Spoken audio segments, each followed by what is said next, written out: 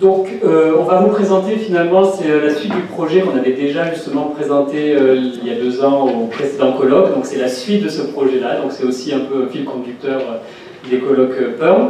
Et donc, on va questionner justement le faire du tutorat en ligne. Est-ce que c'est une mission impossible sans dispositif collaboratif? Tout d'abord, on va faire un petit détour par le contexte professionnel en mutation dans lequel s'inscrit notamment le projet Perl, mais pas que. La première chose, c'est de reconnaître notamment qu'on est en phase de technologies qui ne sont plus nouvelles, même si on retrouve souvent l'étiquette de nouvelles technologies. On utilise des smartphones et des ordinateurs, et ça fait bien longtemps qu'ils sont présents. Éventuellement, on a quelques outils qui peuvent être considérés comme novateurs, mais ça reste une toute petite partie de ce qui est utilisé. Par contre, ce qu'on remarque, c'est que les pratiques et les contextes, eux, sont en mutation, et que, notamment, dans le cadre du Perl, on est en phase de changements structuro-pédagogiques, en intégrant une plateforme du type Moodle par exemple, qui témoigne de la prise en compte des transformations de la société. C'est le fait de reconnaître que le numérique imprègne notre société, donc on admet que ces outils-là vont intégrer aussi nos pratiques pédagogiques, quelles qu'elles soient. Le deuxième aspect, c'est le fait que l'université, mais pas que, encore une fois, c'est au niveau européen, voire mondial, est en plein changement, et que les réorganisations territoriales de l'enseignement supérieur, donc notamment les fusions, les regroupements, les communes, transforment les possibilités de ces dispositifs. D'autre part, face aux technologies numériques qui justement rentrent dans les pratiques pédagogiques, même si Marie nous a montré ce matin que ce n'était pas tant que ça finalement dans certains types de sondages, c'est que ces changements, et là je reviens justement à une des diapositives de Marie, qui avait parlé de résistance avec des guillemets bien sûr, et Alice et moi-même nous positionnons plutôt dans le travaux de Duclos, qui nous exprime que quand on parle de résistance, c'est finalement une terminologie principalement de l'institution qui veut donner l'impression que les acteurs de terrain sont réfractaires au changement. Alors on parle du mammouth, quand on parle notamment de l'éducation, il y a plein de termes comme ça qu'on retrouve. Et Duclos, elle nous dit finalement que ce n'est pas une résistance en tant que telle, mais c'est un comportement qui est lié à des préoccupations qui émergent du terrain et qui peuvent en limiter le potentiel de changement, notamment quand on a, en France par exemple, des réformes institutionnelles qui sont très liées au changement politique, donc chacun veut sa petite réforme, et donc à un moment donné, ces préoccupations des acteurs de terrain questionnent l'intérêt de changer à ce niveau-là. En termes de recherche, on retrouve aussi que maintenant les tuteurs de 2e génération, donc sont les tuteurs qui reprennent des formations sans forcément avoir de rôle de conception, et un terrain de recherche, donc notamment Nissen en parle dans son dernier ouvrage. Et notre question de recherche a été donc de déterminer l'impact des changements sur les représentations de concepteurs-tuteurs, on en parlera tout à l'heure, pour proposer des solutions qui limitent les préoccupations. Le contexte dans lequel s'est déroulée cette recherche, c'est le contexte du Perl, de sa création au sein de l'Université de la Sorbonne Paris-Cité, donc dirigée par Nathalie Kubler, et qui était organisée de la manière suivante. Un responsable par établissement sur tous les établissements et des concepteurs en anglais, espagnol, français langue étrangère et maintenant allemand dans tous ces établissements-là. Oui, encore. Donc on a mené une recherche-action sur 3 ans. La première année, c'était à l'initiative de Grégory Mras. L'idée au départ, c'était d'amener les gens avec lesquels on travaillait dans le cadre de ce projet à exprimer des positionnements par rapport aux usages du numérique. La deuxième année, où j'ai eu la chance de me joindre à Greg pour cette recherche, on a essayé d'évaluer s'il y avait un changement dans ce positionnement lié à ces 2 années de pratique du numérique pour l'enseignement des langues. Donc on a fait des entretiens de confrontation face à leur propre discours exprimé sur la première année. Et la 3e année, on s'est interrogé sur la reprise de ces ressources par des tuteurs extérieurs dans les différents établissements. Et on a cherché à nouveau à connaître leur positionnement sur la reprise de ces ressources. Alors on va simplement présenter rapidement les résultats de la première phase de recherche, donc, qui a été publiée dans un article dans la revue ALSIC en 2019, donc c'est pour ça qu'on va aller assez vite finalement sur ces données. Donc on traitait des entretiens d'autoconfrontation qui avaient été menés avec les concepteurs entre leur verbalisation de la première année et leur autoconfrontation en 2e année. Et on a essayé de chercher dans les verbalisations des éléments de changement qui étaient exprimés, donc par exemple de conception, de connaissances, de compétences. Et on vous a mis à droite 3 exemples de ces critères d'analyse du discours qu'on a utilisés. Donc par exemple, les changements de compétences, ça a été le fait que certains concepteurs ou conceptrices étaient amenés à lire des ressources en recherche didactique pour pouvoir trouver des solutions à leurs problèmes pédagogiques qui émergeaient du terrain. Les changements de compétences, c'est le fait qu'on voyait au fur et à mesure qu'un certain nombre de concepteurs exprimaient le fait qu'ils commençaient à créer des routines pédagogiques qui étaient totalement liées à Moodle. Donc ils savaient forcément créer des ressources, créer des outils pédagogiques, mais ils développaient quelque chose qui était totalement inédit, qui était lié au format Moodle finalement. Et dans les changements de comportement, on a vu forcément que les tuteurs et les tutrices montraient dans leur verbalisation le fait que petit à petit, ils devaient développer de nouvelles stratégies de retour, notamment vis-à-vis du tutorat en ligne. De manière aussi rapide, donc toujours sur les mêmes données, ce qu'on a pu voir et ce qui a été montré notamment par la thèse de Comlan-Fantonion, c'est que ce qui émerge en premier, ce sont des changements dans les représentations avant que ça transforme des comportements. Donc ça a été assez bien décrit dans la littérature. Et on a essayé de chercher dans ces verbalisations quelles étaient les justifications qui étaient verbalisées. Donc on est forcément sur des formes de rationalisation, on ne peut pas dire, et c'est là où Jean-Paul fera une remarque certainement après en disant qu'on n'a pas étudié des choses qui se passaient dans l'action directement, mais ça viendra dans la suite du projet, on l'espère. Donc dans les justifications, on a vu 3 pôles qui émergeaient, et souvent on voyait une binarité, donc on avait toujours 2 éléments qui étaient très mentionnés, et un tout petit peu moins chez chaque locuteur. Donc le premier élément, c'était les éléments de partage. Donc c'est le fait d'avoir échangé avec les différents concepteurs du projet qui faisait qu'on faisait évoluer nos représentations ou nos pratiques par exemple. On avait un élément personnel, donc c'était le fait que de travailler de cette manière-là sur de la conception et du tutorat en ligne faisait évoluer aussi la praxis personnelle via une réflexion intrapersonnelle, je dirais. Et le dernier élément, c'était les apprenants, donc c'était le fait qu'on venait justifier ces changements par rapport au retour apprenant, qu'il soit positif ou négatif.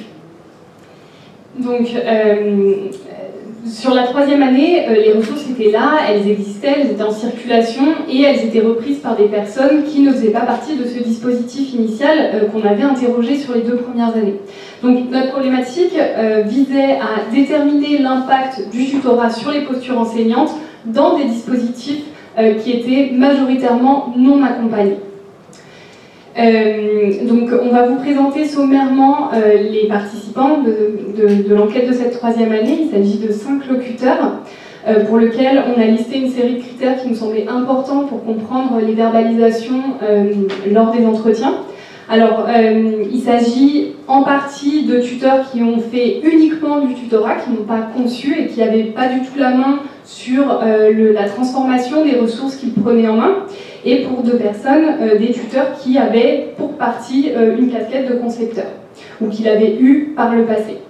Le statut nous semblait une donnée importante. Est-ce qu'il s'agissait de quelqu'un dans une situation de précarité salariale, ou est-ce que c'était quelqu'un qui est bien installé dans l'institution? Donc on voit qu'on a des termes pour permanent et non permanent pour le locuteur 2 et 3. C'est des personnes qui reprenaient soit entièrement des dispositifs à distance, soit des dispositifs hybrides. On reviendra sur cette distinction-là, enfin sur cette question.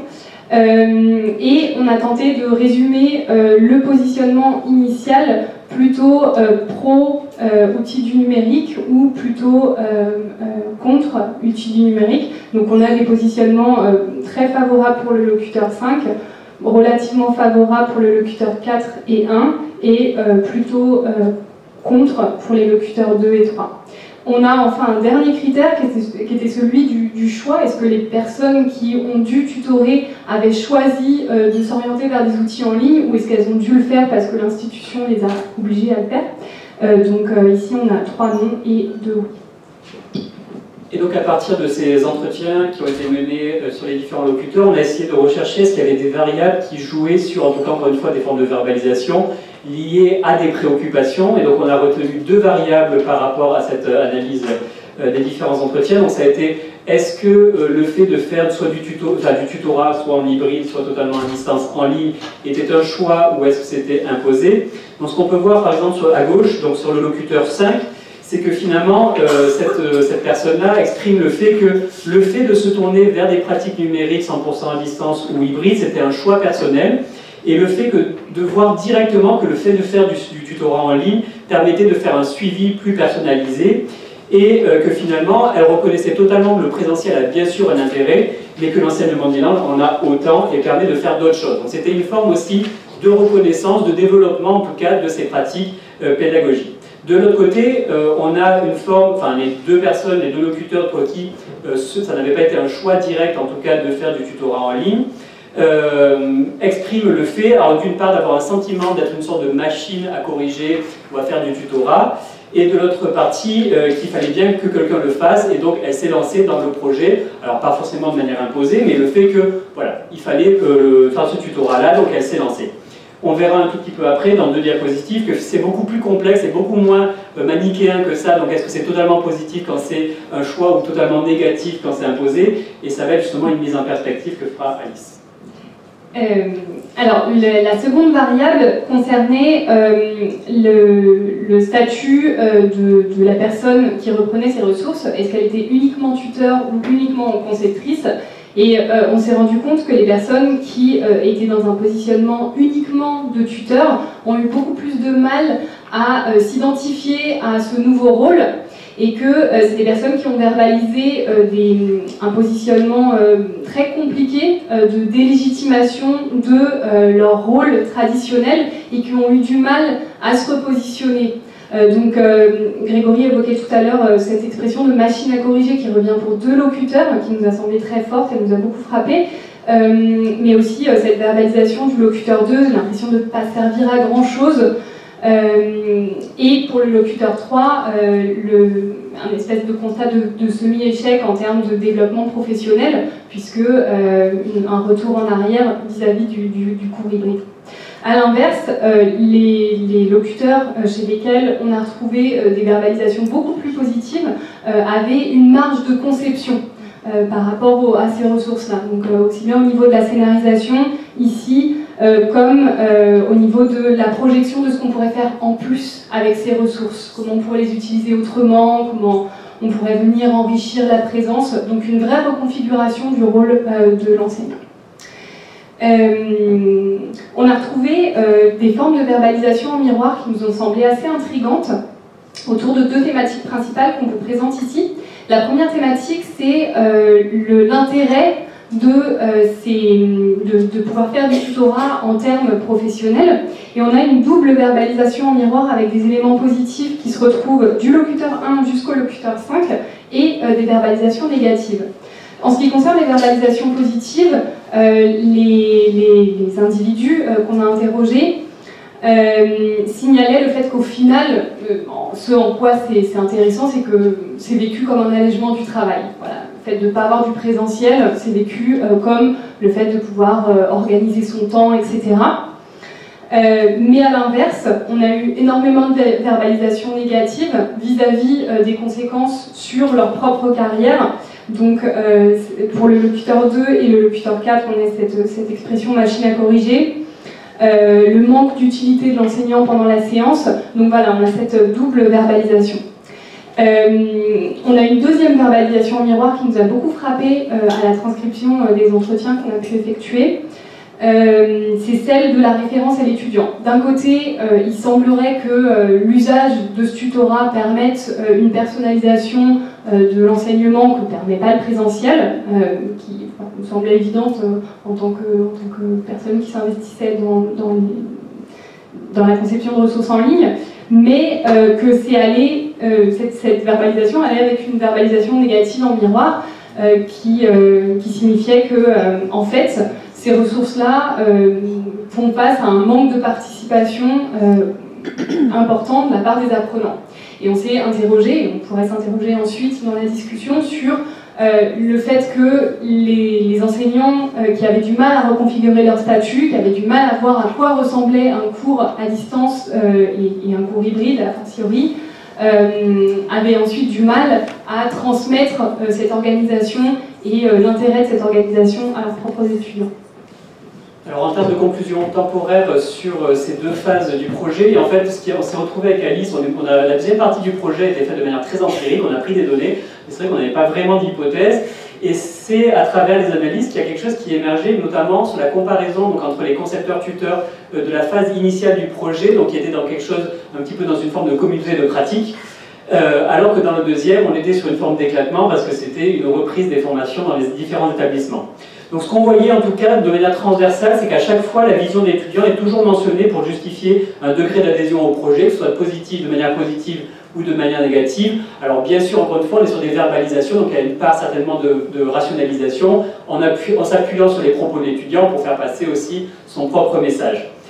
Par contre, ce qui est très intéressant entre la première phase du projet avec les concepteurs tuteurs du Perl et ensuite la deuxième phase avec les tuteurs qui reprennent les formations, c'est qu'on voit une disparition des justifications de changement par les pôles de partage, mais encore une fois, c'est lié au fait que le Perl, dès le début, a été pensé comme une communauté de pratique. Donc les tuteurs et les concepteurs se retrouvaient régulièrement pour discuter de ce qu'ils faisaient en conception et en tutorat. Et dans la phase personnelle, c'est vrai qu'on a moins d'hypothèses sur cette disparition-là, mais ça nous semble intéressant en tout cas la dimension de comité de pratique qui a été développée au sein du Perl.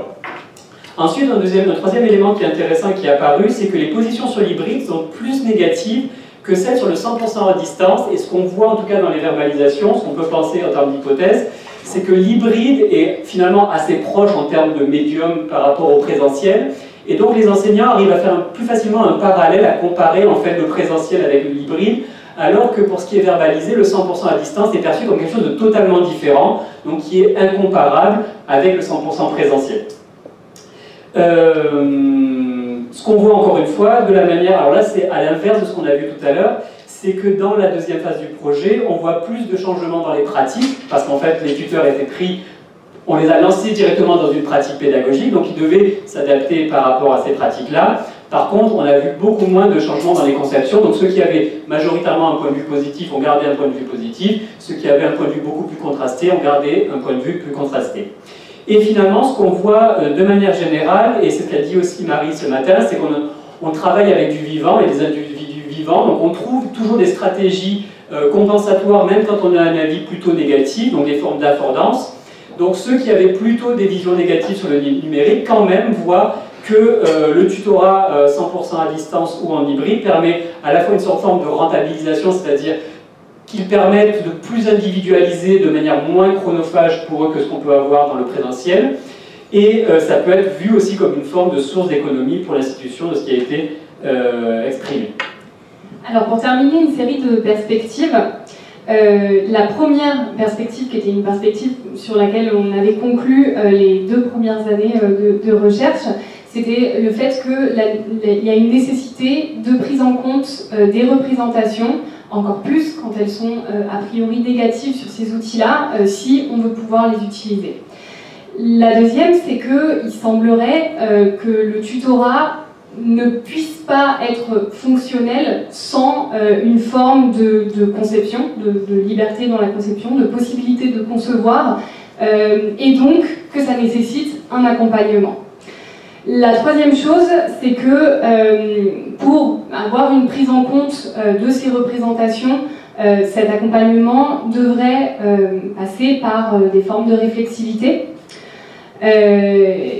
Et c'est le positionnement depuis le départ du Perl et de Nathalie Kubler à l'intérieur de ce projet, c'était que la recherche-action est fondamentale pour mettre en place cet espace de réflexivité qui permet de faire évoluer les pratiques. Parce que c'est vrai que je ressouligne ce que disait Grégory dans les conclusions, c'est que dans les 2 premières années de recherche avec le public entre guillemets privilégié des personnes qui travaillaient pour le Perl, qui étaient donc payées pour concevoir des ressources en ligne et qui est du coup plutôt bien disposées vis-à-vis de ces ressources en ligne, en fait, le processus de modification qui passe par les connaissances, les conceptions, puis les comportements, ça allait dans ce sens-là. Et là, quand on voit ce qui se passe sur le terrain, en fait, on se rend compte que c'est l'inverse. Il y a un changement de comportement, mais comme il n'y a pas toute prise en compte dans un processus réflexif et collectif autour de comment on se sent par rapport à la reprise de ces ressources, comment on se sent par rapport à ce nouveau métier, en réalité, il y a un problème de fond et on est un peu inquiet sur le fait qu'il n'y ait pas d'espace pour que ces préoccupations puissent s'exprimer. Merci. Voilà.